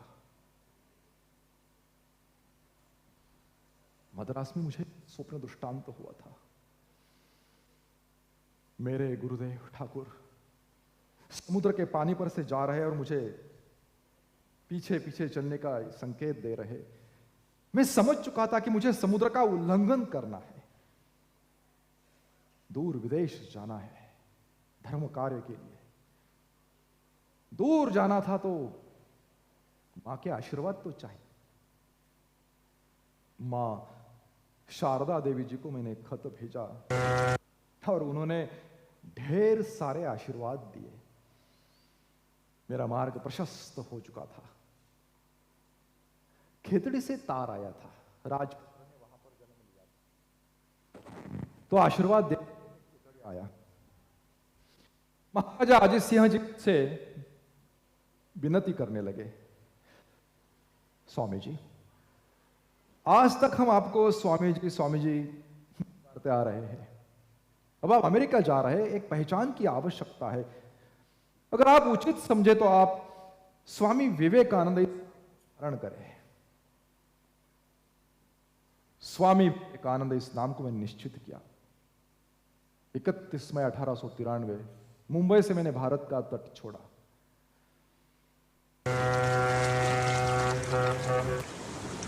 P&O कंपनी के पेनिनसुलर नामक जहाज से मेरी यात्रा आरंभ हुई थी। Colombo, Hong Kong, Penang, Nagasaki, Yokohama बंदरगाह तक मेरी यात्रा आ गई। उस यात्रा में मैंने जो चीन और जापान का जो दर्शन किया था, जो मेरा निरीक्षण था, आने वाले दशकों में दो राष्ट्र महासत्ता बनकर उभरेंगे और मेरे देश के युवाओं को इनका आदर्श लेना ही होगा। उस यात्रा में मेरा परिचय हुआ था बहुत बड़े उद्योगपति के साथ। जमशेदजी टाटा उनका नाम था। मैंने उन्हें कहा, टाटा जी आप भारत में ही एक रिसर्च इंस्टीट्यूट का आरंभ करें ताकि हमारे देश का युवा वहीं पर रिसर्च कर सके। और आगे भविष्य में टाटा रिसर्च इंस्टीट्यूट का आरंभ देश में हुआ। योकोहामा बंदरगाह पर मैंने एम्प्रेस ऑफ इंडिया, बहुत बड़ा जहाज था, उससे मेरी अगली यात्रा आरंभ हुई और 25 जुलाई की शाम को वैंकूवर बंदरगाह पर वो जहाज आया और अगली यात्रा रेल मार्ग से होने वाली थी। कैनेडियन पैसिफिक उस रेल मार्ग का नाम था। एक अच्छी वक्ता लेखिका थी मिस कैथरीन सैनबोर्न, जिनसे मेरा परिचय हुआ था उस यात्रा में। बोस्टन की रहने वाली थी। उन्होंने मुझे बोस्टन आने का न्योता दिया था, पर मुझे तो जाना था शिकागो। उस निमंत्रण को मैंने स्वीकार किया और शिकागो आया।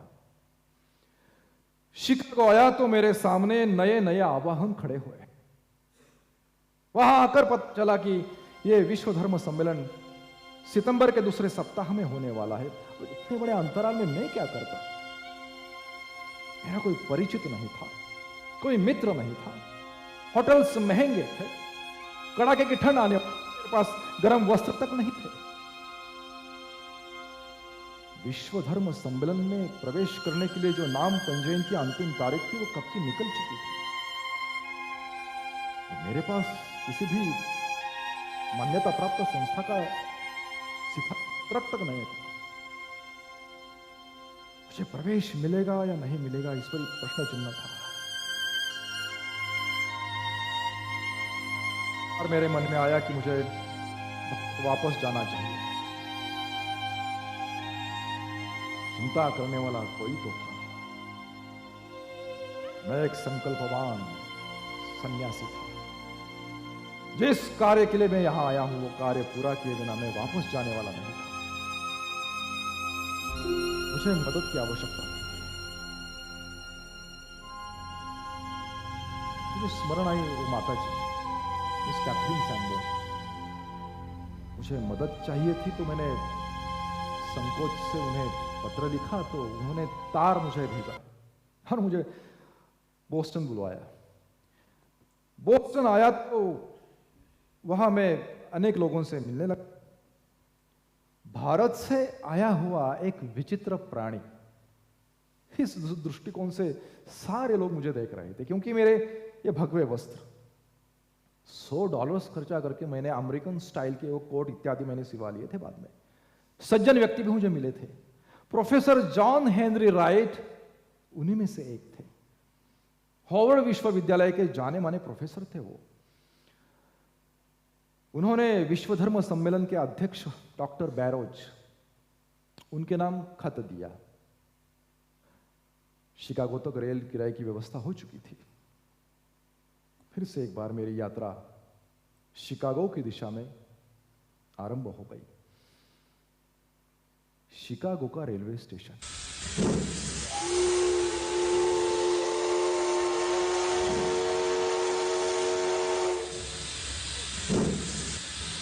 पर गाड़ी आए, मेरे साथ थे वो उस भीड़ में कहीं वो अदृश्य हो गया। जहां मुझे जाना था वहां का पता गुम हो गया। अब मैं जाऊं तो कहां जाऊं? जर्मन बस्ती थी, कोई अंग्रेजी नहीं जानता था, रात होने को थी। तब मैंने निर्णय ले लिया, रेल के इस खाली डिब्बे में ही मुझे अब रात बितानी होगी।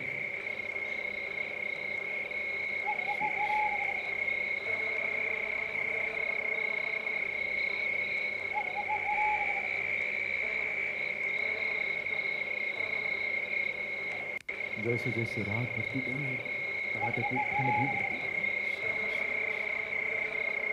भूख से मैं तड़प रहा था, दाढ़ी बढ़ चुकी थी, यात्रा के कारण मेरे वस्त्र मैले हो चुके थे।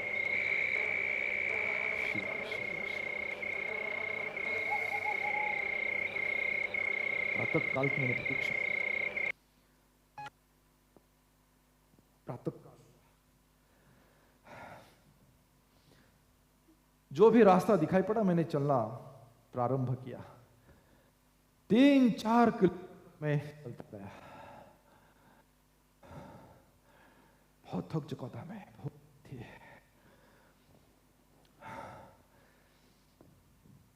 जिस वृक्ष के नीचे मैं बैठा हुआ था वही सामने एक राजमहल जैसा बहुत बड़ा मकान था।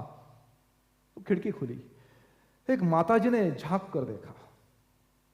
माताजी मेरे पास आई और विनम्रता पूर्वक मुझे उन्होंने प्रश्न किया, एक्सक्यूज मी जेंटलमैन, क्या विश्व धर्म सम्मेलन के लिए आपका आगमन यहां पर हुआ है क्या?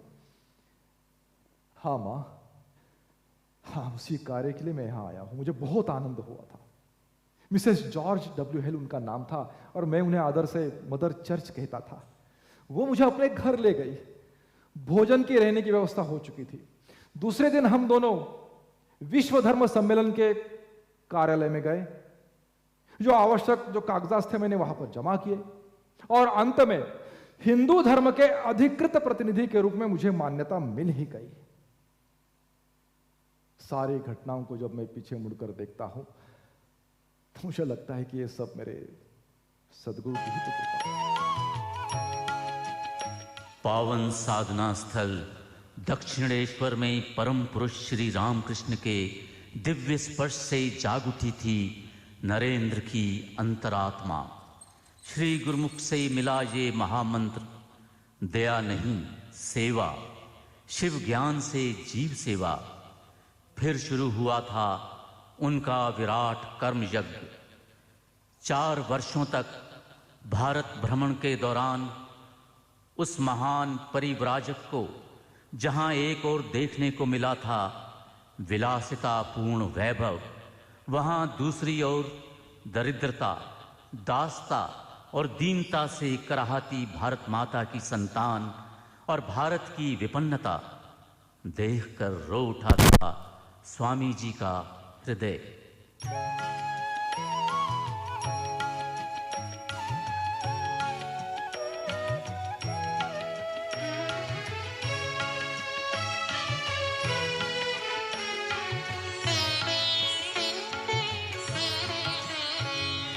शौर्य दे वीर्य दे नवीन जीवन दे परा विद्या दे दिव्य चेतन दे। शौर्य दे वीर्य दे नवीन जीवन दे परा विद्या दे दिव्य चेतन दे।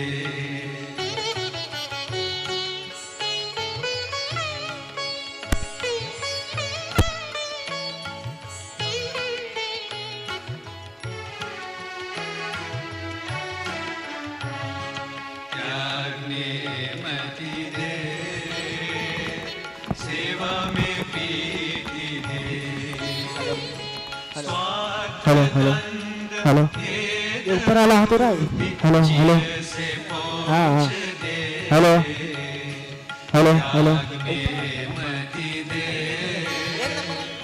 सेवा में प्रीति दे स्वार्थ द्वंद भेद बुद्धि चिर से पोछ दे।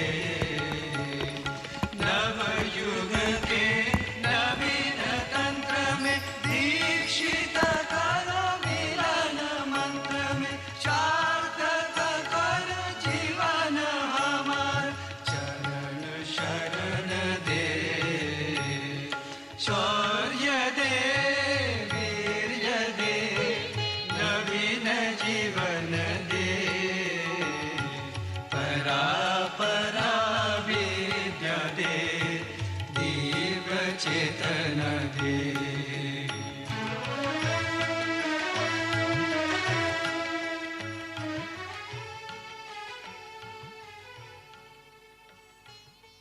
श्री रामकृष्ण ने स्वामी जी को अमेरिका जाने का संकेत दिया था, पर यह वीर सन्यासी मां शारदा से आज्ञा पाकर ही शिकागो विश्व धर्म सम्मेलन के लिए रवाना हुआ।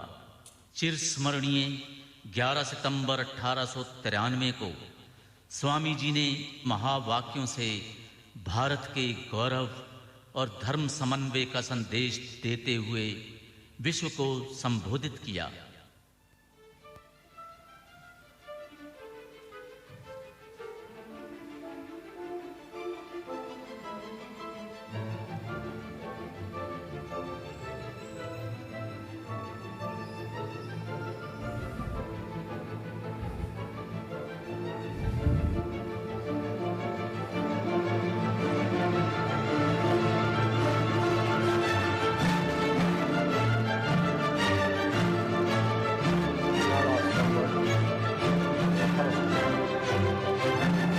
सोमवार का वो दिन था। पूरे विश्व भर से अनेक धर्मों के धर्मावलंबी उनका आगमन वहां पर हुआ था। हम सबका एक भव्य जुलूस निकाला गया। अति भव्य कोलंबस आर्ट इंस्टीट्यूट, अति भव्य गैलरी। उस गैलरी में अमेरिका के चुनिंदा, सुशिक्षित, सुसंस्कृत 6-7 हजार स्त्री पुरुषों की भीड़ थी। और जिसने कभी इतनी बड़ी भीड़ के सामने भाषण नहीं दिया था, वो मैं बोलने वाला था। मेरे मन पर एक विचित्र सा बोझ था। पहले 2 सत्र में मैंने भाषण नहीं किया। एक एक वक्ताओं का परिचय हुआ। वो आगे आकर भाषण दे रहे थे और घंटानाद के साथ आरंभ हो चुका था और मैं बैठा रहा।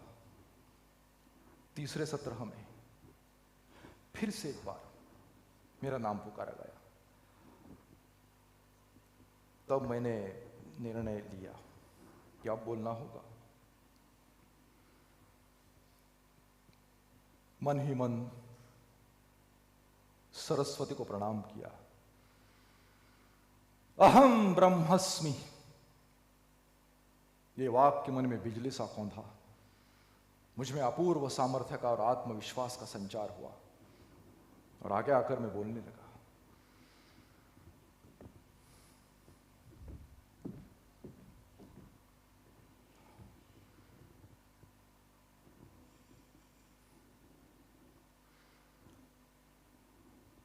Sisters and brothers of America,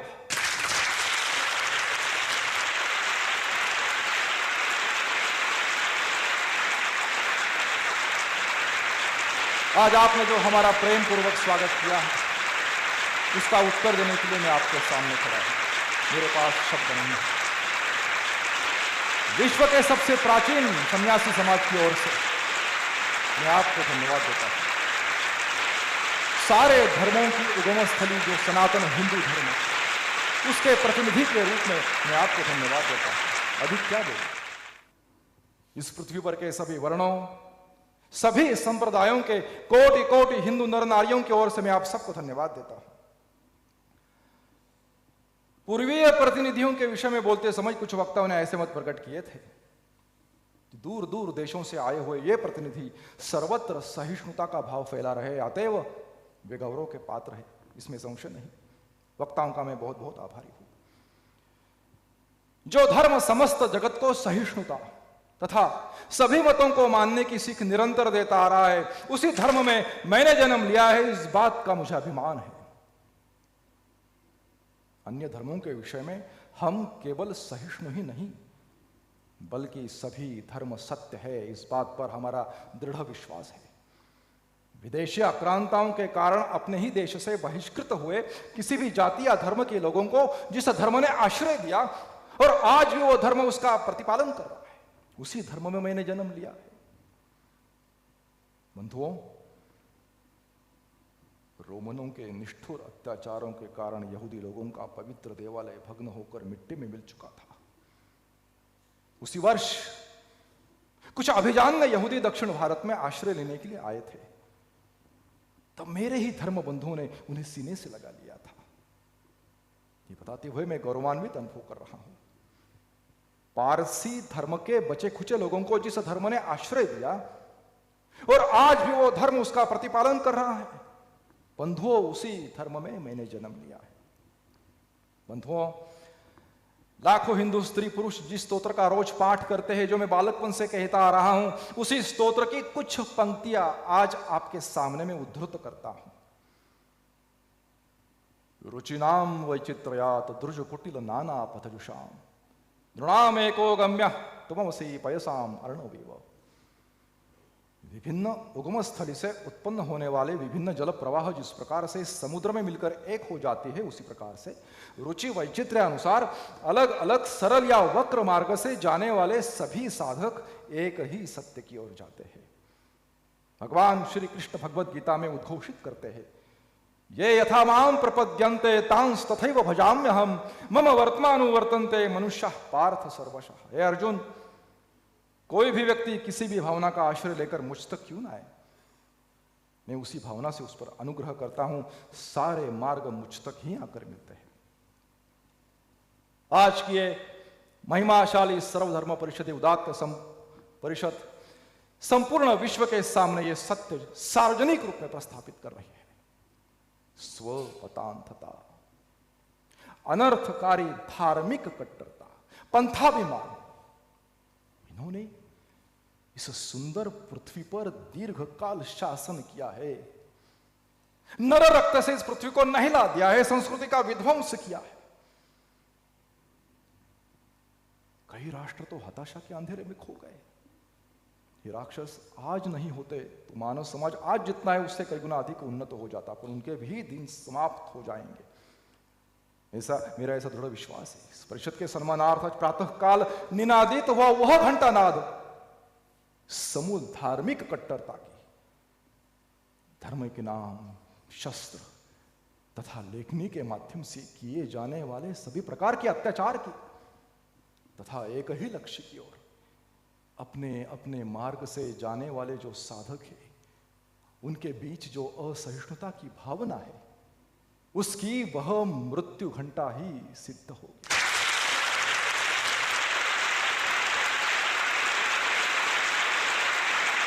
American संस्कृति के इतिहास में कदाचित ये पहली बार हो रहा था कि एक वक्ता वहां के श्रोताओं के साथ बहन भाई का रिश्ता प्रस्थापित कर रहा था। कदाचित इसी कारण से तालियों के गूंज के साथ मेरा स्वागत वहां पर हुआ था।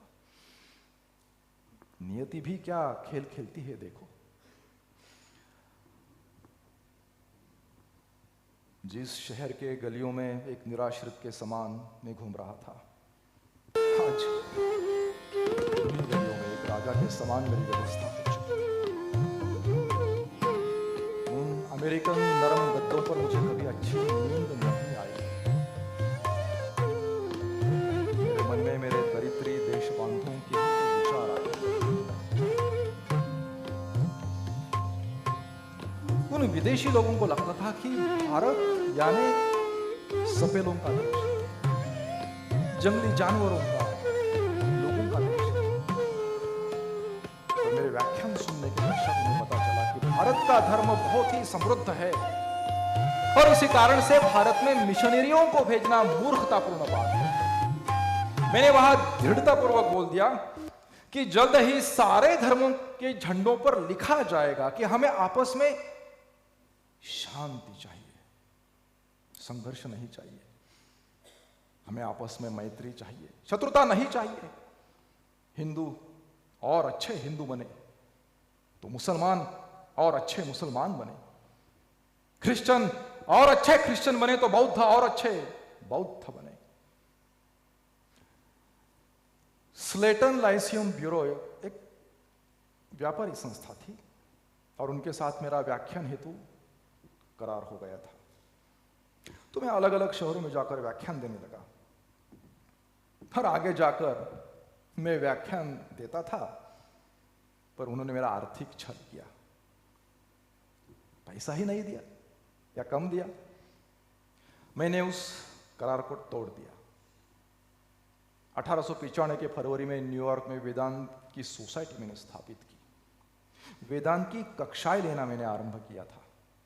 एक स्वतंत्र कार्य में कर रहा था। Graduate philosophical school of Harvard इस प्रसिद्ध संस्था से न्योता आया था। वहां के पौर्वात्य दर्शन शास्त्र विभाग का अध्यासन पद, उसका स्वीकार मैं करूं। वो लोग मुझे प्रार्थना कर रहे थे और मैं तो सन्यासी हूं। विनम्रतापूर्वक मैंने मना कर दिया। मैं इंग्लैंड गया था 1896 के नवंबर में और वहां पर मैंने व्यावहारिक वेदांत, प्रैक्टिकल वेदांत इस विषय पर व्याख्यान दिया। क्या है वेदांत? ब्रह्मसूत्र, भगवद गीता और उपनिषद, इनमें जो सूत्र और सिद्धांत है उसे वेदांत। आजकल के लोग कई कहते हैं भाई हम बहुत व्यस्त हैं। भाई आपसे भी व्यस्त प्राचीन समय के राजा महाराजा थे। उन्होंने वेदांत के कितने सारे सूत्र हमें दिए। बाहर से कर्मठता है, व्यस्तता है, अनंत शांत भाव, समता का, और इस स्थिति को प्राप्त करना ही वेदांत का लक्ष्य है। हम अपनी ही आंखों पर हाथ रखकर अंधेरा अंधेरा चिल्ला रहे हैं। हाथ हटाओ, प्रकाश पहले से ही विद्यमान था। हम पहले से ही नित्य मुक्त सच्चिदानंद स्वरूप आत्मा ब्रह्म तत्व है। पर हमने अपने आप को मैं पापी हूं, मैं अपराधी हूं, मैं ये नहीं कर सकता, मैं वो नहीं कर सकता, मुझे जन्म है, मुझे मृत्यु है, अपने आप को बार बार ये कहकर सम्मोहित कर रखा। और इसी के कारण हमारे जीवन की स्थिति क्या हो गई है? निराशावादी ऐसा जीवन नहीं। मेरे मित्रों, अपने आप के साथ संवाद करो, अपने आप को बार बार कहो। तुम्हारे रक्त के प्रत्येक बूंद में, तुम्हारे नस नस में यही बात समा जाए कि तुम नित्य मुक्त आत्मा हो, तुम सर्वज्ञ हो, तुम आनंदमय हो, तुम सब कुछ कर सकते हो। मनुष्य जाति के समग्र इतिहास में जिन महान स्त्री पुरुषों ने जन्म लिया, उनके पास जो सबसे महान प्रेरणा थी वह थी आत्मविश्वास। वे इस ज्ञान के साथ पैदा हुए थे कि वो महान बनेंगे और वो महान बने। हे शक्तिमान, अपनी निद्रा से जागो, अपने आप को प्रकाशित करो। ये निद्रा तुम्हें शोभा नहीं देती, यही है व्यवहारिक वेदांत। अपने आप को आत्मविश्वास दो, बलशाली विचार दो, तब देखना दिनचर्या में ये सारी बातें, सारे विचार प्रतिध्वनित होने लग जाएंगे। यह है प्रैक्टिकल वेदांत।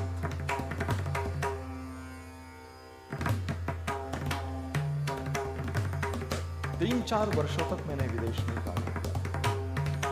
अच्छे विदेशी लोगों के साथ मेरी मित्रता भी हुई थी, कुछ अच्छे कार्यकर्ता शिष्य भी प्राप्त हुए थे। बहुत बड़े उद्योगपति जॉन डी रॉकफेलर, उनसे परिचय हुआ। बहुत बड़े साइंटिस्ट निकोला टेस्ला से परिचय हुआ। उनकी प्रयोगशाला देखने के लिए मैं उनके घर चला गया था।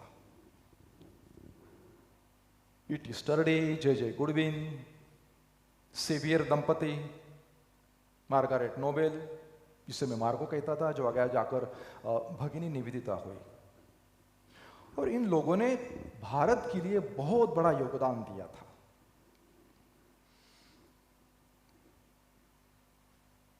अब मुझे मेरी मातृभूमि का स्मरण आ रहा था, मुझे वापस जाना था। 3-4 वर्षों तक मैंने कार्य किया था विदेश में। पूर्व संध्या में जब मेरी यात्रा प्रारंभ होने वाली थी, मेरे एक मित्र ने मुझे एक प्रश्न पूछा, स्वामी जी, आपने ये भोगवादी, विज्ञानवादी, जड़वादी ये सारे राष्ट्र देखे, अब आपके मन में आपकी मातृभूमि भारत के विषय में आपकी भावनाएं क्या है?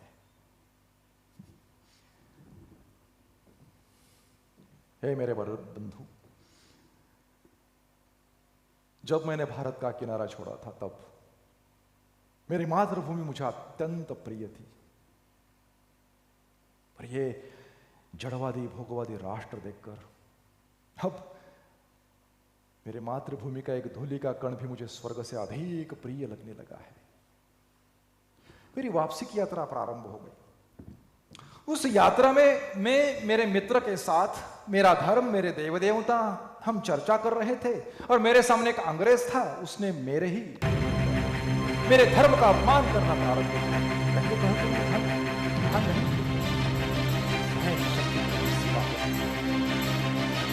उठा, उसके पास गया, उसकी कमर पकड़ी, उसे उठाया। उसके बाद एक शब्द मेरे धर्म के बारे में बोला, तुझे उठाकर मैं समुद्र में फेंक दूं। मेरी ये मातृभूमि विश्व का तीर्थ स्थान है। एक भी अपशब्द भारत के तट पर मेरा स्वागत, भव्य स्वागत। कोलंबो से लेके अल्मोड़ा तक, लाहौर से लेके बंगाल तक, हम राम कृष्णदेव की संतानें उनके विचारों का प्रचार कर रहे थे। मैं युवाओं के साथ संवाद कर रहा था। हे मेरे देश के युवाओं, संपूर्ण विश्व पर विजय यही हमारा महान लक्ष्य है। पाश्चात्य ज्ञान की मदिरा पीकर उन्मत्त हुए कुछ लोग अपने प्राचीन ऋषि मुनियों पर हंसते हैं। उन्हें लगता है कि सनातन हिंदू धर्म, इसका अर्थ है निरर्थक धारणाओं की गठरी, अंधविश्वासों की गठरी। नहीं मेरे मित्रों, संपूर्ण विश्व पर विजय पाना है निरर्थक धारणाओं के साथ नहीं, जीवनदायी सिद्धांतों के साथ। अगले 50 वर्षों तक हमारी मातृभूमि हमारी देवता होनी चाहिए। बाकी देवताओं को उठाकर ताक पर रख दो। मैं आपसे प्रश्न पूछना चाहता हूं, क्या आप में वो सामर्थ्य है? क्या आप में वो शक्ति है? जैसा युवा चाहिए जिनके स्नायु लोहे जैसे हो, जिनकी नसें फौलाद जैसी हो, और जिनका मन वज्र धातु से बना। संकल्पवान ऐसे 100 युवा नचिकेता समान प्राप्त होते हैं, तुम्हें पूरे विश्व में क्रांति ला सकता। जो खड़ा रहे तो बजरंग बली रहे, जो चले तो सिंह लगे। ऐसा युवा मुझे चाहिए। इस जिसके आंखों में क्रांति का तेज हो, जिसके कपाल पर चरित्र का तिलक लगा हुआ हो, ऐसा युवा मुझे चाहिए। जिसके हृदय में गरीबों के लिए करुणा, मातृभूमि के लिए जिसकी भावनाएं द्रवित होती हो, ऐसा युवा मुझे चाहिए। मैं आपसे एक प्रश्न पूछना चाहता हूं। आप मुझे बताइए, यूरोपियन लोगों का भगवान कौन है? ईसा। उसने कहा काम काज बंद कर दो, विश्व का विनाश होने वाला है, मैं आने वाला हूं जल्दी। अपनी गठरी बिठरी बांधकर तैयार रहो, राहत आंखों मेरी। और हमारा भगवान गीता में क्या सिखा रहा है? शत्रु का नाश करो, उत्साह से भोग लो इस विश्व का, उत्साह से काम करो। पर यहां तो हुआ है उल्टा। यूरोपियन लोगों ने ईसा का कहना कभी मन पर लिया ही नहीं। देश विदेशों के भोग ले रहे, मजे लूट रहे, हम कृष्ण की संतान है। क्या कर रहे? किसी कोने में बैठकर मृत्यु की राह देख रहे। और वो यूरोपियन लोग गीता की सीख कौन पाल रहा है? आज हमें चाहिए श्रद्धा, अटूट आत्मश्रद्धा। आत्मश्रद्धा। आपका पुराना धर्म कहता होगा जिसका ईश्वर पर विश्वास नहीं है वह नास्तिक है, पर आज मेरा नया धर्म कहता है जिसका अपने आप पर विश्वास नहीं है वही नास्तिक है।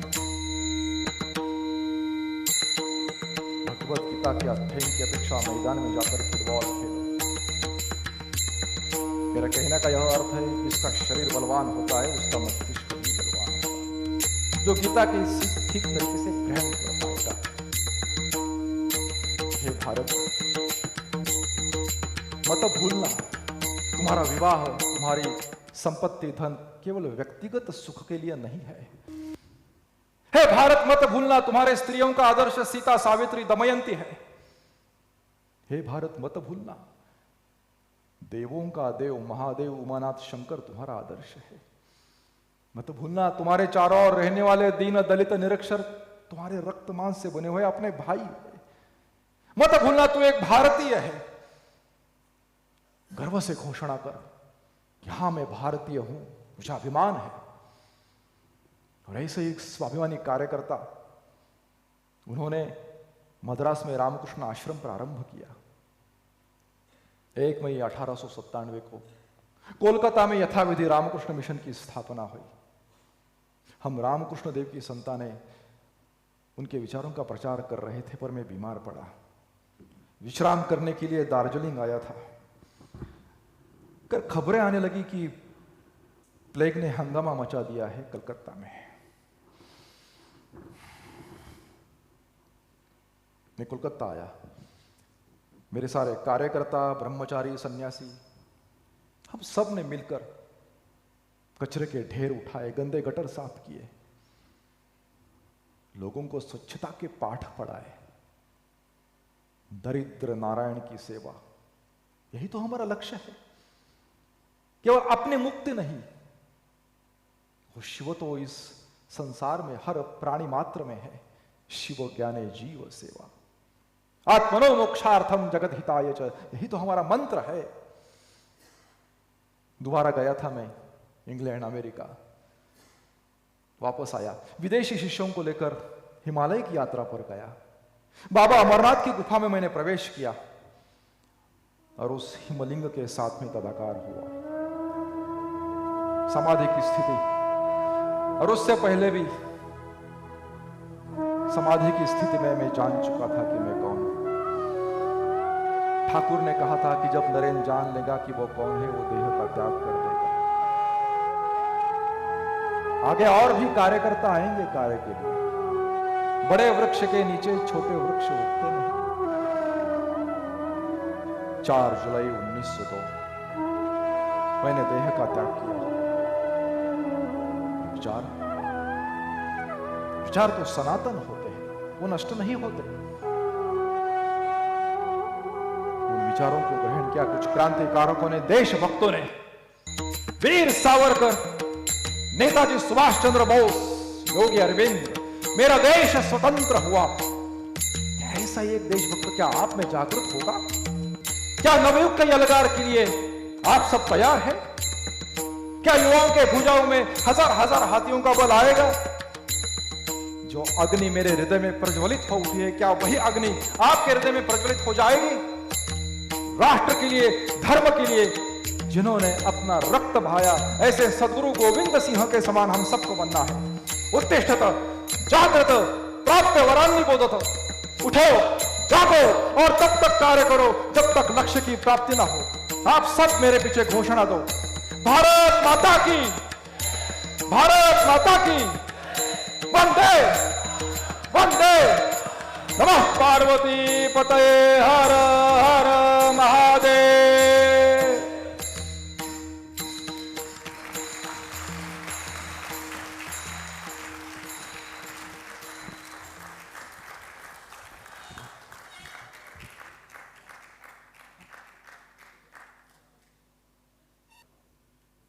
What a truly moving experience that was.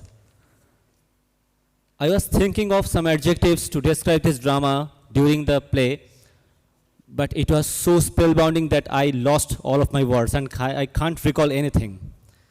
So let's get back to my script.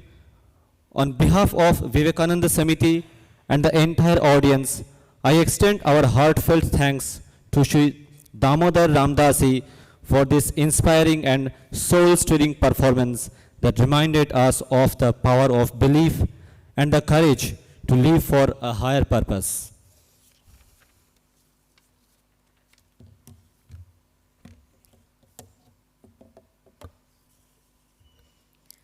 As a mark of our deep appreciation and gratitude, we would now like to felicitate Shri Damodar Ramdas ji and present him with a memento and a bouquet as a token of our respect and remembrance of this evening.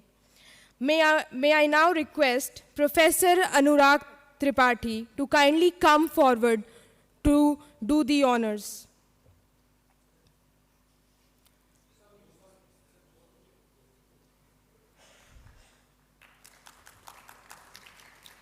Thank you, Swamiji, for coming to stage, and Professor, thanks again.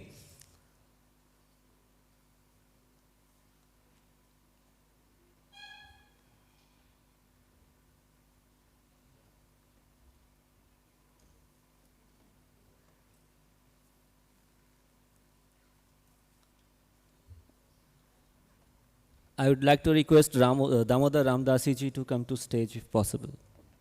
Thank you.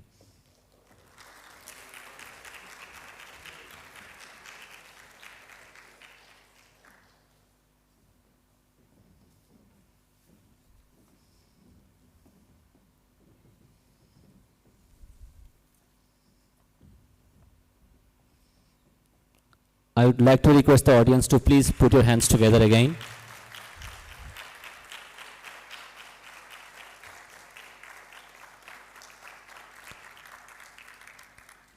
Thank you.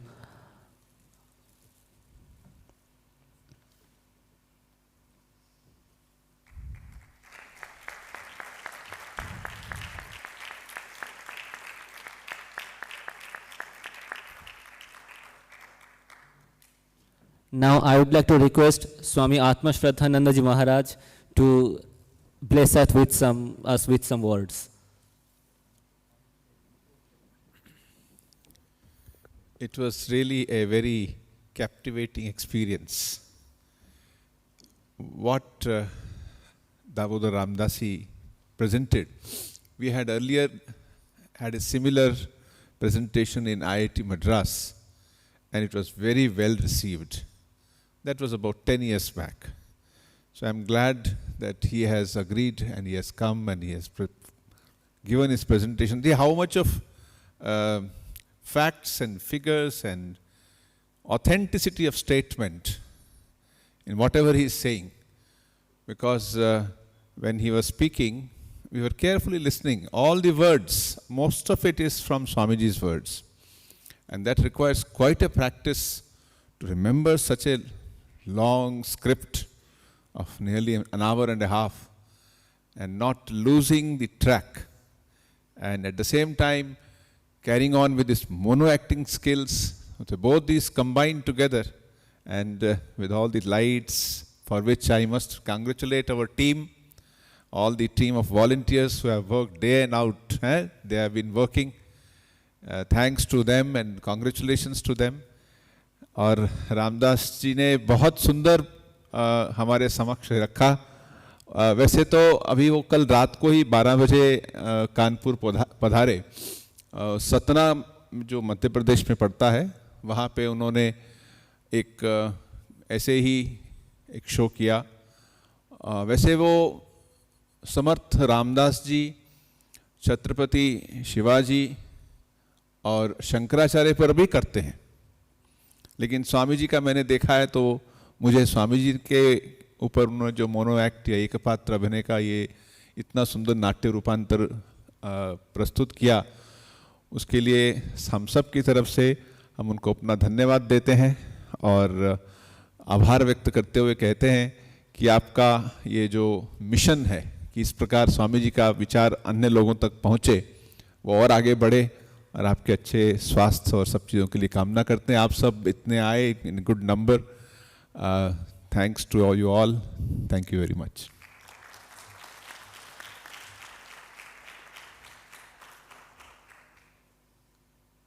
Thank you very much and Pranam Maharaj ji. With this, we come to the conclusion of today's program. But in the coming days, we are going to witness a series of diverse events, inspirational and knowledgeable talks, like Swami Vedatitananda will deliver a lecture on Swami Vivekananda, a time-tested icon for youth, tomorrow on Lecture Hall 1. IPS officer Prashant Anand will talk about ancient wisdom for future leaders on the day after tomorrow. Swami Atma Shraddhananda ji will discuss Kathopanishad on January 17. We will have events like yoga workshop and an open mic event on January 18 for our campus community to participate and showcase their talents. We will also have a Sangeet Sandhya by Hindustani classical maestro Dr. Dattatreya Velankar on 19th of this month. And there is also one announcement. Outside there is a bookstall. Audience can collect, anyone can collect the books, and also there are some books available to purchase. So please visit the bookstall outside.